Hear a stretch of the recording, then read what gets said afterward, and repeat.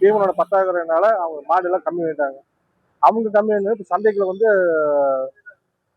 வந்து மாடு வரப்பு கம்மியாகுது. அதாவது ஒரு 1000 மாடு வர இடத்துல ஒரு 500 மாடு வருது. அதனால எங்களுக்கு விலைவாசி ஏறி போச்சு. இப்போ 10,000 விற்றதெல்லாம் வந்து 5,000 வரைக்கும் போகுது. 5,000 விற்றதெல்லாம் 22,000 23,000 வரைக்கும் போகுது. 30,000 விற்ற மாடுலாம் 42 ரூபா 40 ரூபா வரைக்கும் போயிட்டு இருக்குது. ஏன்னா மாட்டுக்கு சதுசம் 10,000 வரைக்கும் ஏறிட்டு போகுது. நாங்க இந்த 3 மாசம் முன்னாடி வந்து 300 ரூபாய்க்கு கறி வித்துட்டு இருந்தோம்.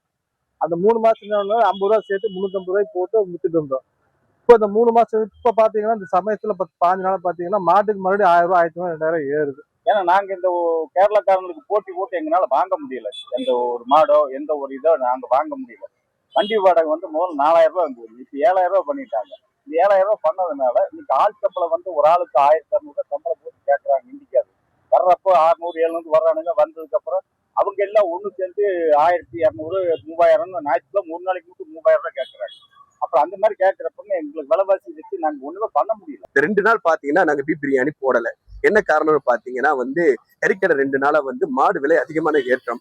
அவங்களுக்கு வந்து மாடு விலை இறைச்சி வந்து கட்டுப்படி ஆகாத காரணத்தினால பிரியாணி கடைக்கு கறி கொடுக்கல. 2வது அவங்களும் 2 நாளா ஸ்ட்ரைக் அறிவிச்சிருக்காங்க. இந்த 2 நாள் அதனால வந்து எங்களுக்கு கறி வராதனால நாங்களும் அவங்களுக்கு ஆதரவு தெரிவிக்கணும், விலைவாசி கட்டுப்பாடுக்குள்ள கொண்டு வரணுங்கிற எண்ணத்துக்காக நாங்களும் ஆதரவு தெரிவிச்சு 2 நாளா பீப் பிரியாணி சேல்ஸ் பண்ணல.